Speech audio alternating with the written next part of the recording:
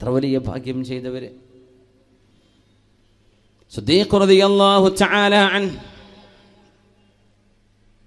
അഷ്റഫുൽ ഖൽഖ് റസൂലുള്ളാഹി സ്വല്ലല്ലാഹു അലൈഹി വസല്ലം തങ്ങളുടെ പരിശുദ്ധമായ മജ്ലിസിൽ നിന്ന് ഇബാദത്തിന്റെ മധുരം കിട്ടിയ മഹാൻ. അവിടുത്തെ വാക്കുകൾ, അവിടുത്തെ പ്രവർത്തനങ്ങൾ, പാതിരാത്രിയിലെ നിസ്കാരം, അഷ്റഫുൽ ഖൽഖിന്റെ പള്ളിയിലേക്ക് ഏതു നേരവും ഹബീബിന്റെ വീട്ടിലേക്ക് മസ്ജിദുൻ നബവിയിലേക്ക് കടന്നു വരാൻ സിദ്ദീഖ് ബാബു സിദ്ദീഖ് നിങ്ങൾ ഒരിക്കലും അടച്ചു വെക്കരുത്, അത് തുറന്നു വെച്ചേക്കണം. ഇനി ഖിയാമത്ത് നാൾ വരെ അത് തന്നെയാണ് നടക്കാൻ പോകുന്നത്. എന്തേ? ഇബാദത്തിന് ഓടി വരുന്ന മഹാനല്ലയോ അബൂബക്കർ സിദ്ദീഖ് റളിയല്ലാഹു തആല അൻഹു.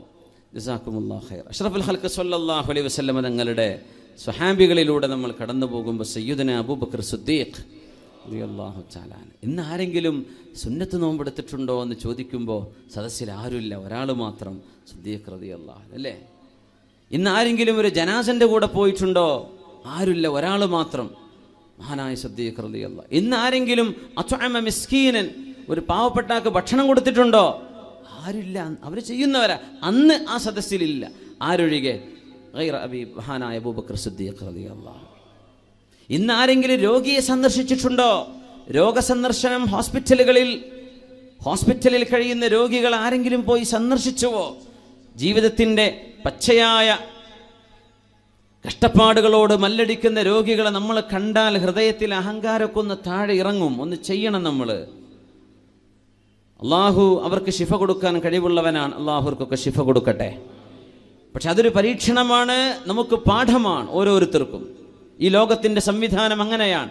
മുതലാളിയും കാണും, പാവപ്പെട്ടവനും കാണും, രോഗിയും കാണും, ആരോഗ്യമുള്ളവനും കാണും. സർവ്വകുരുത്തക്കേടിൽ നടക്കുന്നതുകൊണ്ട് നല്ല ആരോഗ്യമുള്ളുണ്ട്, എല്ലാ നന്മയുണ്ട്. പക്ഷേ ബെഡ് റിഡനാണ്, ആൾ ബെഡിൽ കിടപ്പാണ്. ഇതൊക്കെ ഈ ലോകം അള്ളാഹു അങ്ങനെ സംവിധാനം. അതൊക്കെ റബ്ബിന് ഹിക്മത്തുകളുണ്ട്. ശ്രദ്ധിക്കുന്നവർ മാത്രം ഞാൻ രോഗിയെ സന്ദർശിച്ചു. ഈ 4 നന്മകളും ആരിലൊരുമിച്ച് കൂടുന്നുവോ ഇല്ലാ ദഖലൽ ജന്ന, അവർ സ്വർഗവാസിയാണെന്ന് ഹബീബുനാ റസൂലുള്ളാഹി സ്വല്ലല്ലാഹു അലൈഹി വസല്ലം. എല്ലാ ഇബാദത്തിന്റെ മുൻനിരയിലാണ്. ഒട്ടും പിറകിലല്ല. ഉസ്മാൻ ഇബ്നു അഫ്ഫാൻ റളിയല്ലാഹു അൻഹു പരിശുദ്ധമായ ഖുർആനിന്റെ പാരായണം നടത്തിക്കൊണ്ടിരിക്കുകയാണ്. 9ഓളം കുത്തേൽക്കുന്നത്. വിശുദ്ധ ഖുർആനിന്റെ പാരായണം നിർത്തിവെച്ചില്ലല്ലോ, നിർത്തിവെച്ചില്ല. മഹദി റളിയല്ലാഹു അൻഹാ, ഉസ്മാൻ എന്നവരുടെ ഭാര്യ റളിയല്ലാഹു തആല അൻഹ പറയുമായിരുന്നു, ഖതൽതുമൂഹ്, നിങ്ങൾ ഉസ്മാൻ ഇബ്നു അഫ്ഫാൻ എന്നവരെ കൊന്നുകളഞ്ഞല്ലേ. കാന യുഹയിൽ ലൈല ബിൽ ഖുർആൻ, വിശുദ്ധ ഖുർആൻ കൊണ്ട് പാതിരാവുകളെ സജീവമാക്കിയിരുന്ന ഒരു മഹാനുഭാവനെ അന്നത്തെ രാഷ്ട്രീയ പോക്കിരികൾ ചെന്ന് കൊല ചെയ്തു. മഹാനായ ഉസ്മാൻ ഇബ്നു അഫ്ഫാൻ റളിയല്ലാഹു അൻഹുവിനെ. ചോര പതിഞ്ഞ ഖുർആൻ കോൺസ്റ്റാന്റ് ഇന്ന് ഇസ്തംബൂളിലെ തുർക്കിയിലെ ഇസ്ലാമിക് അവിടുത്തെ മ്യൂസിയത്തിൽ കിടക്കുന്നുണ്ടെന്നാണ്. സുബ്ഹാനല്ലാഹ്. എത്ര പേര് നമ്മൾ വിശുദ്ധ ഖുർആനുമായി ബന്ധപ്പെട്ടു. കാന യഖ്തിമുൽ ഖുർആന ഫീ സ്വലാത്തിൽ ലൈൽ, രാത്രി നിസ്കാരത്തിൽ മഹാനായ ഉസ്മാൻ ഇബ്നു അഫ്ഫാൻ റളിയല്ലാഹു അൻഹു ഒരൊറ്റ രാത്രിയിൽ വിശുദ്ധ ഖുർആൻ ഖത്തം തീർക്കുമായിരുന്നു. നമ്മൾ പറയല്ലേ ഇത് ഖിലാഫു സുന്നയല്ലേ എന്ന് പറയല്ല.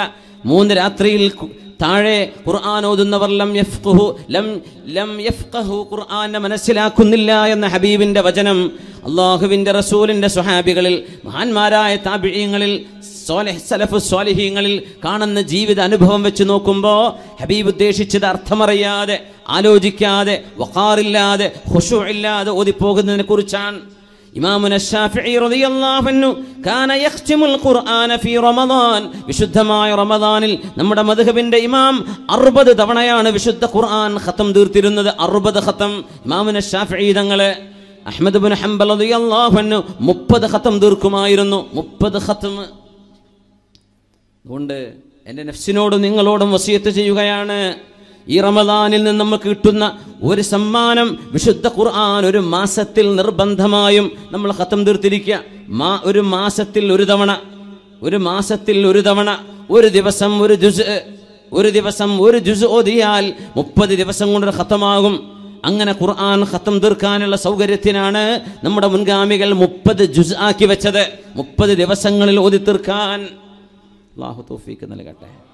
അതിന് നമുക്ക് നേരല്ലേ, പിന്നെ എന്തിനാ നേരണ്ട? ആ വാട്സപ്പിലും ഫേസ്ബുക്കിലും ഇങ്ങനെ കളിച്ചെടുക്കണ നേരം കൊണ്ട് എത്ര ഖുർആൻ ഓതാൻ പറ്റും റബ്ബേ? എത്ര നേരം എത്ര ഖുർആൻ ഓതാൻ കഴിയും? ഉസ്മാൻ ഇബ്നു അഫ്ഫാൻ റളിയല്ലാഹു അൻഹു ലാ യജ്തമിഉ കിതാബുല്ലാഹി വകിതാബുശ് ശൈത്വാനി ഫീ ഖൽബിൻ വാഹിദിൻ. മഹാന്മാർ പറയും, സഈദ് റളിയല്ലാഹു അൻഹു പറയുമായിരുന്നു, അല്ലാഹുവിന്റെ കിതാബിനോടുള്ള സ്നേഹവും പിശാചിന്റെ കിതാബുണ്ട് അൽ അഗാനി, മോശമായ പാട്ടുകൾ, മ്യൂസിക്, വിനോദം, സിനിമ പോലെയുള്ള വിഷയങ്ങൾ, മനുഷ്യന്റെ സമയം കളയുന്നത്.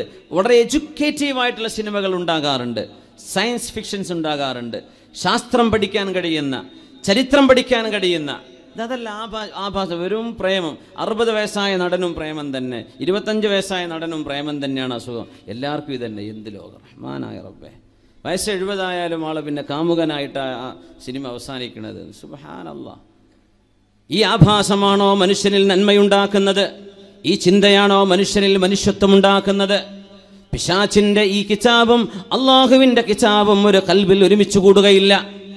സിനിമയും സിനിമ പാട്ടുകളും ആഭാസങ്ങളും ഇഷ്ടം, എന്നാൽ ഖുർആനും ഇഷ്ടം, ഇങ്ങനെ ഉണ്ടാവില്ല. രണ്ടാലൊന്നേ ഓന് ഇഷ്ടം ഉണ്ടാവുള്ളൂ, രണ്ടാലൊന്നേ ഖൽബിൽ കയറുകയുള്ളൂ. അള്ളാഹുവിന്റെ കിതാബിനോടുള്ള സ്നേഹമുള്ളവർക്ക് മറ്റതിനോട് വെറുപ്പ് ഓട്ടോമാറ്റിക്കായിട്ട് വരുമെന്നാണ്. നമുക്ക് വെറുപ്പ് ഞാൻ നിങ്ങൾ കേൾക്കണ്ടെന്നല്ല ഞാൻ ഉദ്ദേശിക്കുന്നത്. നിങ്ങൾ എന്ത് ചെയ്യുക? ഖുർആൻ ഓതി തുടങ്ങി നിങ്ങളായിട്ട് നിർത്തും പാട്ട് കേൾക്കുന്നത്. ഖുർആനിൻ്റെ മധുരം അറിഞ്ഞാൽ നിങ്ങളായിട്ട് നിർത്തും. ഒരു ചെറുപ്പക്കാരൻ നിരന്തരമായ പാട്ട് കേൾക്കാതെ ഉറങ്ങാൻ പറ്റാത്തവരുണ്ട്. ഇയർ പ്ലഗ് ചെയ്തിട്ടാണ് ചിലർ കിടന്നുറങ്ങുക ഉറങ്ങുന്ന നേരത്തൊക്കെ. പിന്നെ ഉമ്മാരൊക്കെ പോയിട്ട് ഓഫ് ചെയ്യണം. ഉറങ്ങിയോ എന്നാൽ പിന്നെ പ്ലഗ് വലിച്ചിട്ടേക്കാണ്. നേരം വിളിക്കണവരെ അവൻ്റെ റൂഹിനും ശരീരത്തിനും കൊടുക്കുന്ന ഫീഡിങ് പിശാചിൻ്റെ സംസാരമാണ്. യാ അല്ലാഹ്, വലിയ അപകടങ്ങൾ ഉണ്ടാക്കും. നമ്മുടെ ഹൃദയത്തെ, റൂഹിനെ താളം തെറ്റിക്കും. അല്ലാഹു കാത്തുരക്ഷിക്കട്ടെ. പരിശുദ്ധമായ ഖുർആൻ ഒരിക്കലും ഓതുകയോ മനസ്സിലാക്കുകയോ ചെയ്യാത്ത ആൾ